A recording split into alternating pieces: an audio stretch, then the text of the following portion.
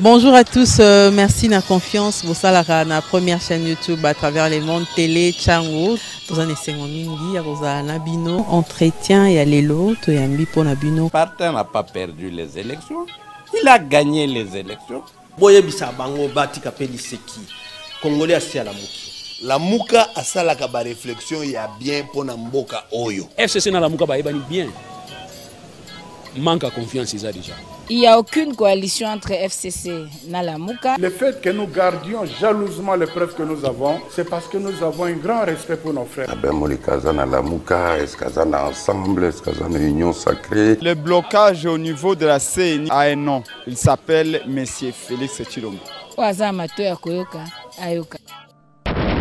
Chers compatriotes, Monsieur Kadima et la CNI viennent de franchir les Rubicons, confirmant ainsi qu'ils étaient des missionnaires au service de M. Félix Tshisekedi Tshilombo pour tenter de laver l'opprobre qu'il habite depuis 2018. Honte à eux, car ils n'y sont pas parvenus. Au contraire, ils y ont ajouté une couche supplémentaire. Tout le monde sait que M. Tshisekedi Tshilombo ne peut en aucun cas gagner une élection organisée en RDC régulièrement. C'est pourquoi je rejette en bloc les simulacres d'élection et les résultats farfelus de la CNI. Peuple congolais, partout où vous vous trouvez, je vous demande de protester contre ces nouveaux coups d'État exécutés par la CNI au profit de M. Félix Tshisekedi Tshilombo. La crise de légitimité s'enracine davantage dans notre pays. N'acceptez pas ces nouveaux coups d'État. Il faut résister comme nous le demande l'article 64 de la Constitution. Il nous faut des nouvelles élections, des élections crédibles, transparentes, apaisées et impartiales. Je vous remercie, que Dieu vous bénisse.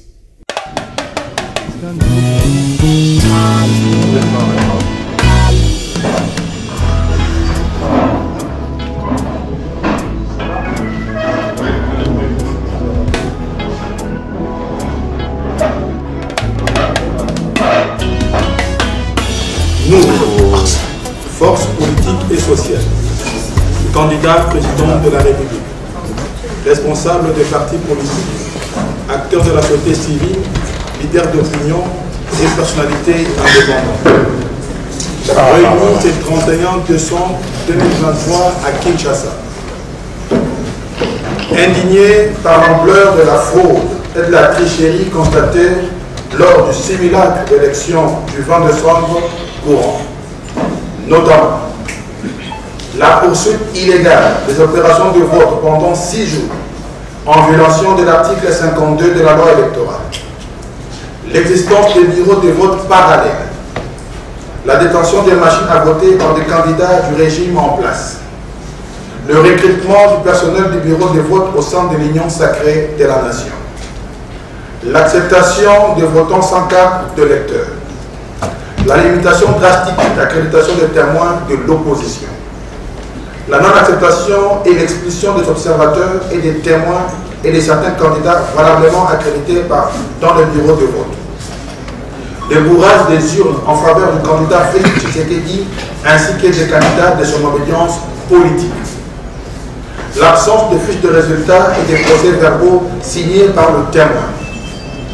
la non-compilation de résultats dans les centres locaux de compilation de résultats conformément aux articles 70 et 71 de la loi électorale.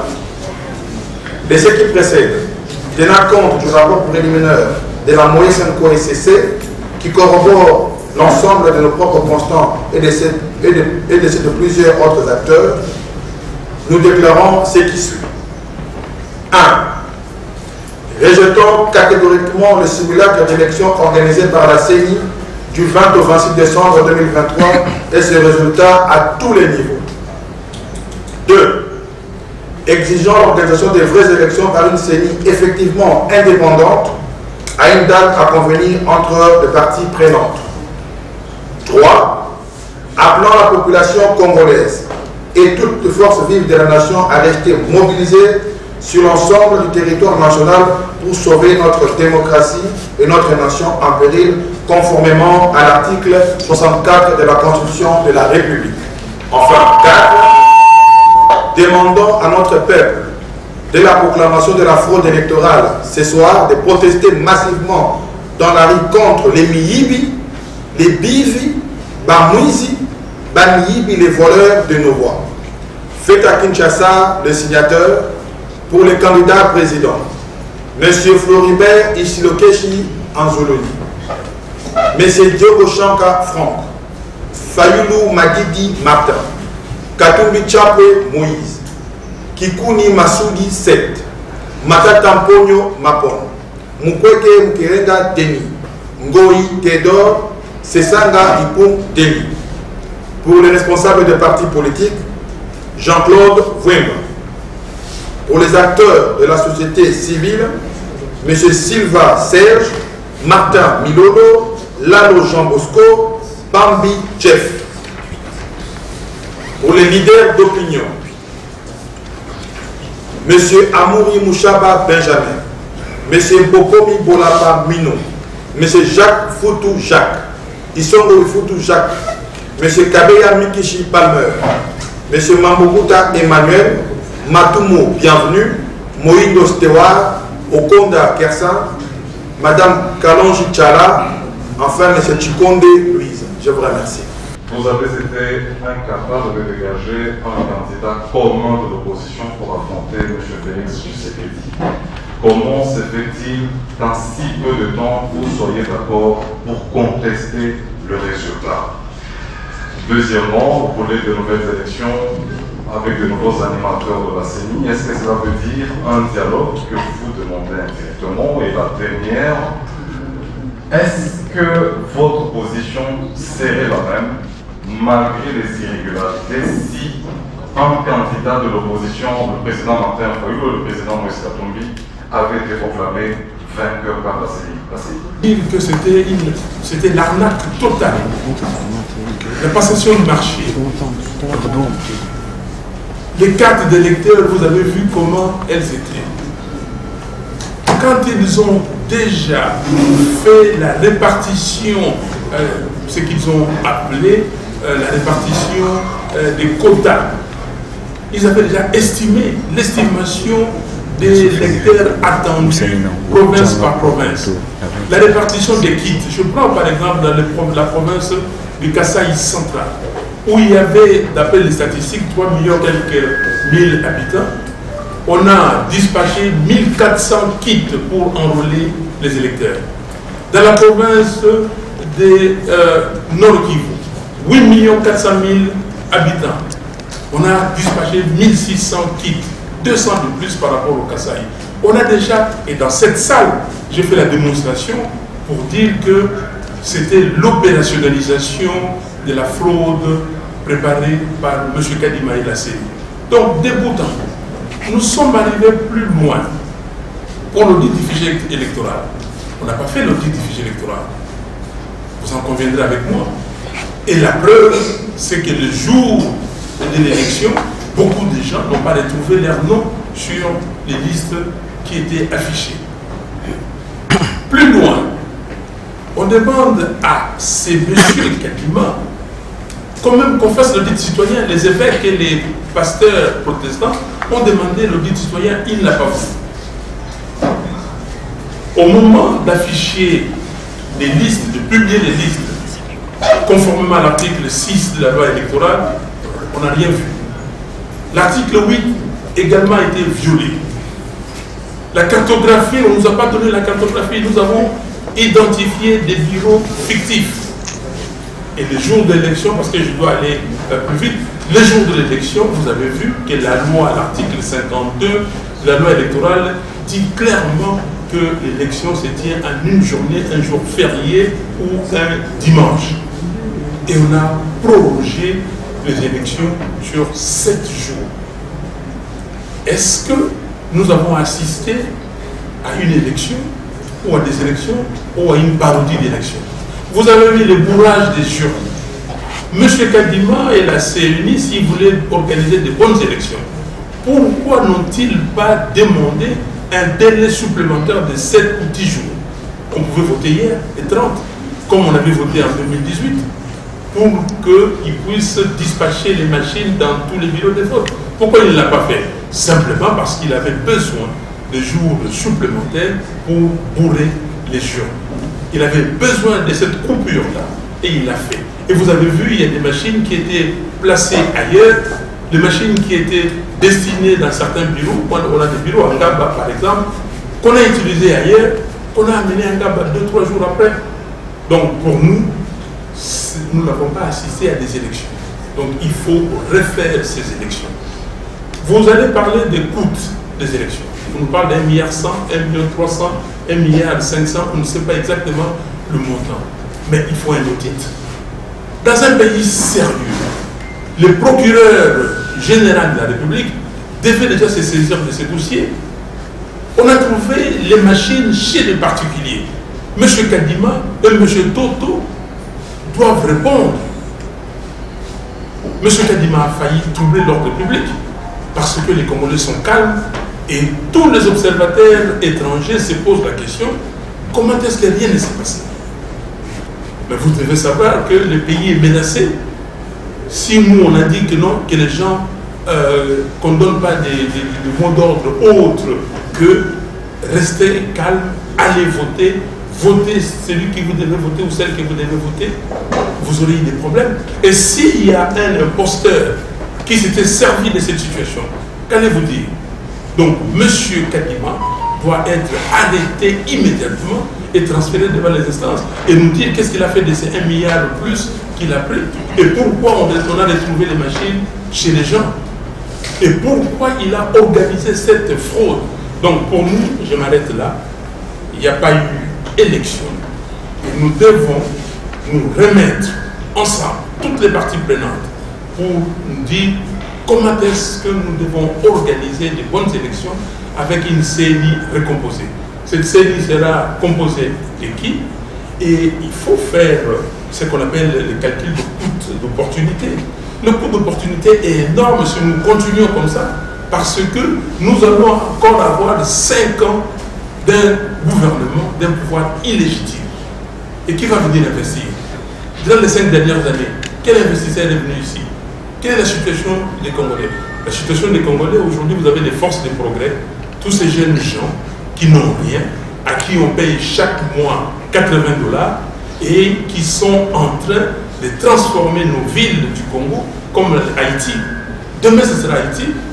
Vous avez du mal à faire, comment dire, des actions ici sans avoir les forces du progrès, la milice de l'UDPS, vous attaquez avec des machettes. Et la police même est dépassée. La police est dépassée. Le patron de la police m'a dit, mais vous savez que cette situation existe, pourquoi vous mélangez la police et les forces du progrès? Aujourd'hui, il est question de trouver des solutions. Mais alors, la question se pose, avant la tenue des élections, il y avait eu des irrégularités.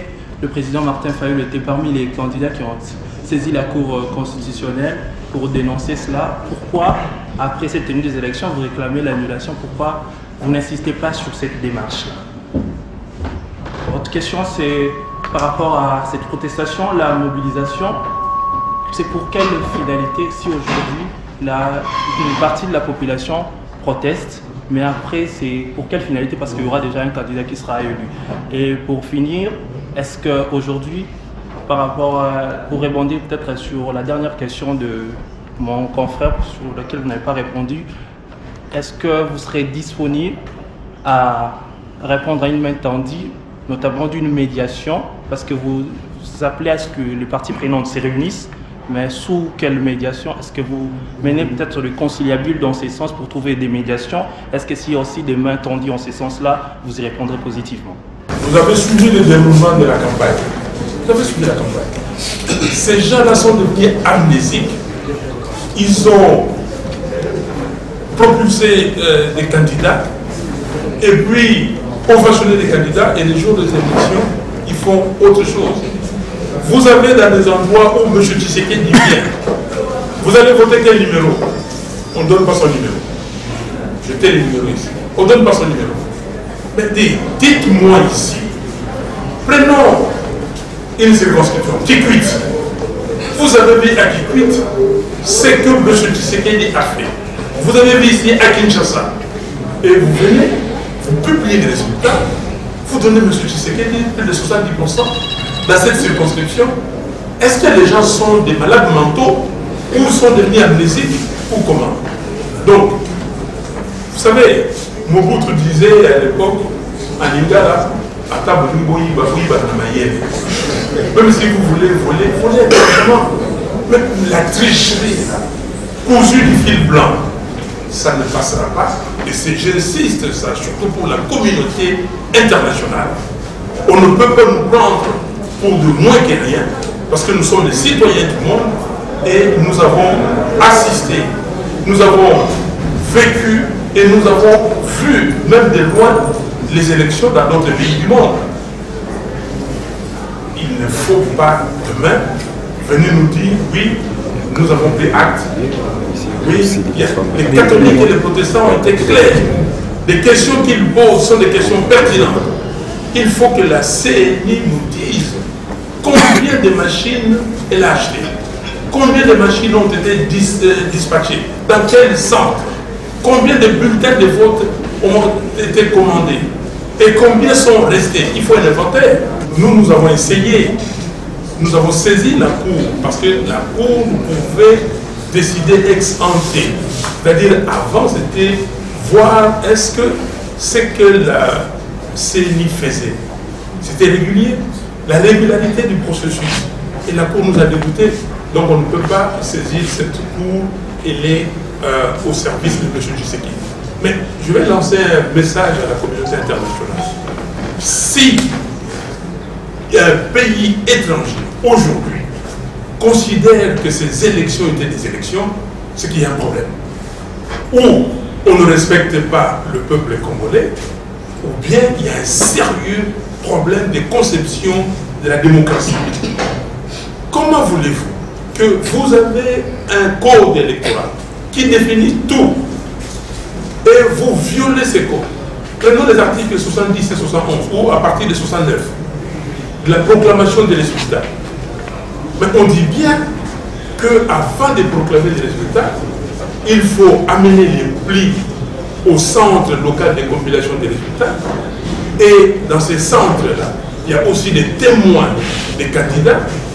Et après avoir compilé, les centres envoient à la CNI et la CNI proclame les résultats provisoires à partir de ces résultats compilés dans ces centres.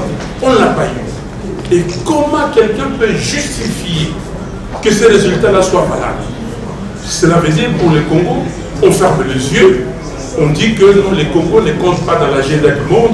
Nous avons le problème de l'Ukraine, nous avons le problème d'Israël et de la Palestine à régler, nous avons tant d'autres problèmes. Et vous, écoutez, continuez dans la jungle, continuez dans l'illégitimité.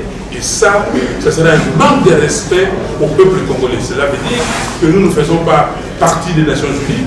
C'est comme on nous traite. Les FDLR sont là. Au lieu de régler le problème des FDLR, non, le Rwanda est un petit pays. On prend fait de cause pour le Rwanda et non pour le Congo. Non, cela suffit. Et ça suffit. Et c'est pour cela que nous disons au peuple congolais, il n'y a personne qui peut porter votre destin. Il n'y a personne qui peut changer les choses chez vous, chez nous, c'est nous-mêmes. Donc, dès qu'on publie les résultats, chers amis, ce ne sont pas les résultats des élections, c'est un mascarade. Il ne faut pas accepter cela. Vous dites la main tendue. Quelle main tendue? La main tendue, c'est refaire les élections, nous retrouver autour d'une table. Comment est-ce que nous pouvons articuler cette période entre maintenant et comment dire, les élections organisées? Comment organiser ces élections? Comment mettre en place une CNI récomposée, responsable? Et nous y allons. Dire autre chose, c'est un manque de respect total à l'égard de ces peuples. Merci beaucoup. Et l'intérêt supérieur de notre peuple et de notre démocratie, nous pouvons taire nos divergences nous rencontrer et décider d'avoir une même démarche. Ça, c'est l'élément capital de ce qui nous réunit. Si nous voulons que le pays aille de l'avant, notre niveau d'exigence, c'est extrêmement important.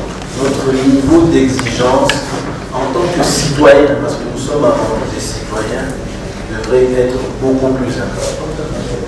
Mais vous remarquerez que lorsqu'il s'agit du Congo, on trouve toujours des mitigations qui vous donnent l'impression que ce qui ne serait pas acceptable ailleurs pourrait l'être ici. Nous sommes tous au courant que ces élections est une farce en réalité, un cocktail de popularité, et ici nous voulons faire semblant comme si tout allait bien, que tout marchait sur le bled. Et l'opposition, vous n'étiez pas d'accord, aujourd'hui vous êtes d'accord. Les élections n'engagent pas simplement les hommes politiques, mais c'est plutôt tout un peuple. Aujourd'hui, la jeunesse représente 70% et c'est eux qui souffrent. Aujourd'hui, vous voulez nous dire que nous allons comprendre que ce n'est pas une affaire de M. Martin Fayoulou, ni de M. Maurice Katumbi, ni de M. Matata Pouyo, mais c'est le peuple.